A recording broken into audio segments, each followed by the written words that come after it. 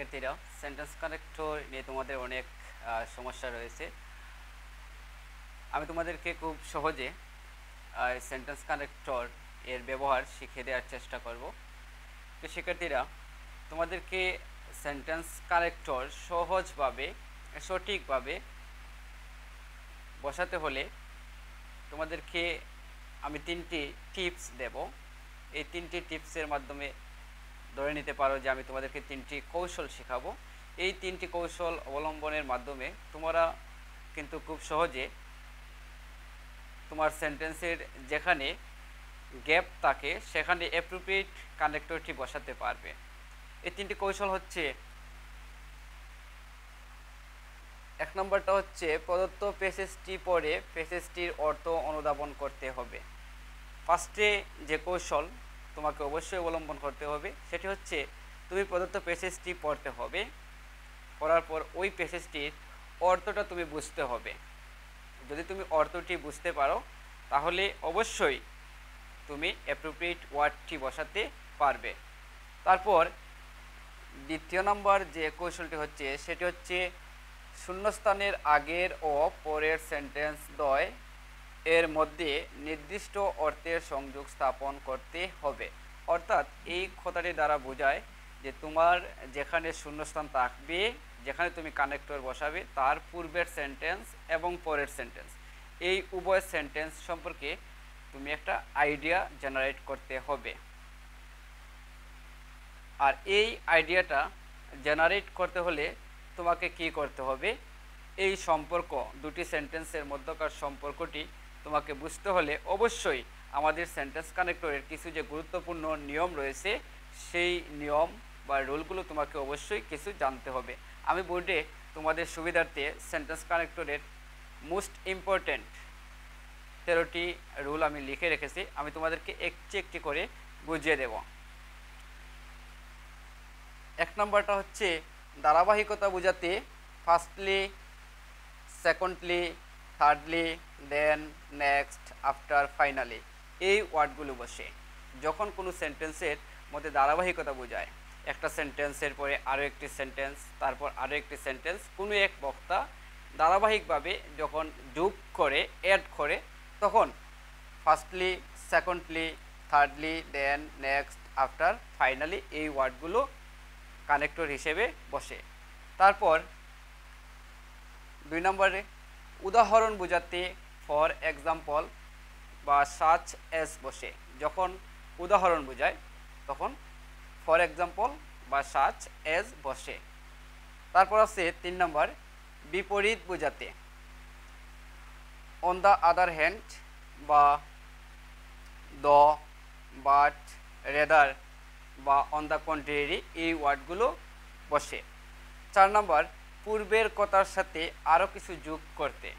একজন বক্তা একটি সেন্টেন্স সে প্রকাশ করলো, আর এই সেন্টেন্সের সাথে সে আরও কিছু তথ্য যখন অ্যাড করে, যোগ করে, তখন moreover, and, as well as, either or, neither nor এ জাতীয় কিছু ওয়ার্ড বসে।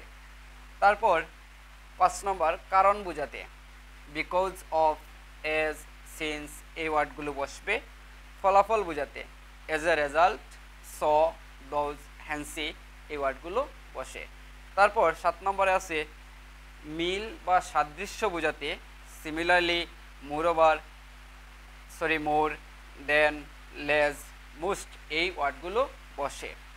8 নম্বর হচ্ছে বক্তব্যের সারসংক্ষেপ বোঝাতে, অর্থাৎ কোনো এক বক্তা তার বক্তব্যটা খুব সংক্ষেপে বলতে চায়, যা সে আলোচনা করেই ফেলেছে, এখন সে তার সারমর্মটা তুলে ধরতে চায় অল্প কথায়, তখন কি বসে, ইন শর্ট, এক কথায়, বা ইন ব্রিফ এই জাতীয় ওয়ার্ডগুলো বসে। তারপর 9 নম্বর এক প্রসঙ্গ থেকে অন্য প্রসঙ্গে যেতে।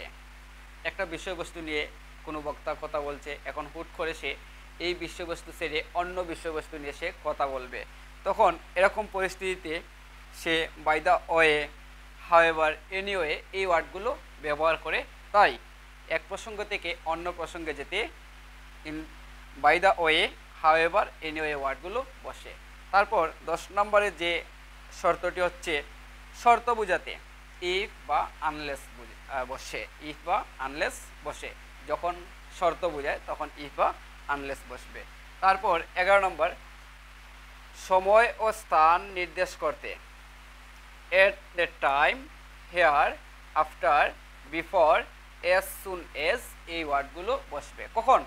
যখন সময় ও স্থান নির্দেশ করে তখন at the time, here, after, before, as soon as এই জাতীয় ওয়ার্ডগুলো বসবে। তারপর 12 নম্বর রুলটি হচ্ছে পূর্ববর্তী বাক্যের উপর জোর দিতে। অর্থাৎ কোনো বক্তা সে প্রথমে একটি সেন্টেন্স প্রকাশ করেছে, তারপর আবারও সে ওই সেন্টেন্সটার উপর গুরুত্ব আরোপ যখন করবে, ওই সেন্টেন্সটার উপর যখন জোর প্রদান করবে তখন কি বসবে? এই ওয়ার্ডগুলো বসবে। In fact, mainly, actually. Last 13 number রুলটি হচ্ছে রিলেটিভ প্রোনাউন।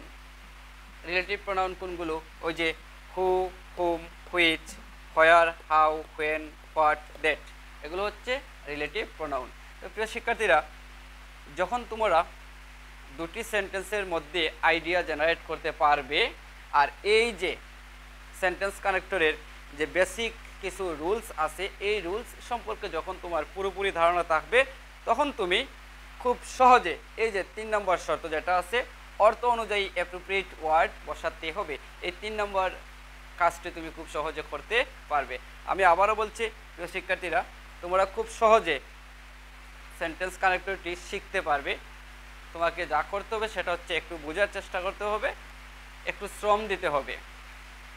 আমি আবারও বুঝিয়ে দিচ্ছি যে সেন্টেন্স কানেক্টর যখন তুমি ফিল আপ করবে, যখন তুমি পূরণ করবে, তখন তোমাকে সহজে এই গ্যাপটিতে অ্যাপ্রোপ্রিয়েট ওয়ার্ডটি বসাতে হলে তোমাকে 3টে জিনিস মাথায় রাখতে হবে।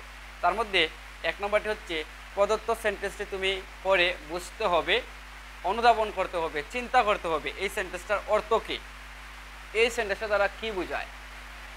শেষ, ফিনিশ। তারপর 2 নম্বর রুল হচ্ছে দুটি সেন্টেন্স, আগের সেন্টেন্স এবং পরের সেন্টেন্স, যেখানে তুমি ওয়ার্ড বসাবে, কানেক্টর যেখানে বসাবে, এই গ্যাপের পূর্বে একটি সেন্টেন্স থাকবে, পরে আরেকটি সেন্টেন্স থাকবে। তোমাকে ওই দুটি সেন্টেন্স সম্পর্কে বুঝতে হবে, তাদের অর্থটা তুমি বুঝতে হবে, অর্থাৎ সেন্টেন্স দুটি সম্পর্কে আইডিয়া জেনারেট করতে হবে।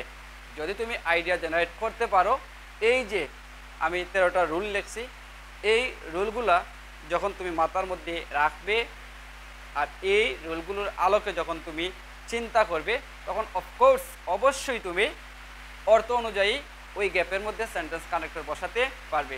তো শিক্ষার্থীরা, আমি আশা করব তোমরা এই ভিডিওটির মাধ্যমে খুব সহজে সেন্টেন্স কানেক্টর পারবে। এই সেন্টেন্স কানেক্টরের তোমাদের যে গ্যাপ থাকে, যেখানে তোমরা অ্যাপ্রোপ্রিয়েট ওয়ার্ড বসাবে, এখানে আশা করব তোমরা অ্যাপ্রোপ্রিয়েট ওয়ার্ড বসাতে পারবে। তো শিক্ষার্থীরা, আমি তোমাদের কাতারতে বলছি, আমার ইউটিউব চ্যানেলটি সাবস্ক্রাইব করে বেল বাটনটি অন করে রাখবে, যেন এরকম গুরুত্বপূর্ণ কৌশলগুলো তোমরা খুব সহজে আমার কাছ থেকে শিখতে পারো। ধন্যবাদ সবাইকে, ভালো থাকবেন।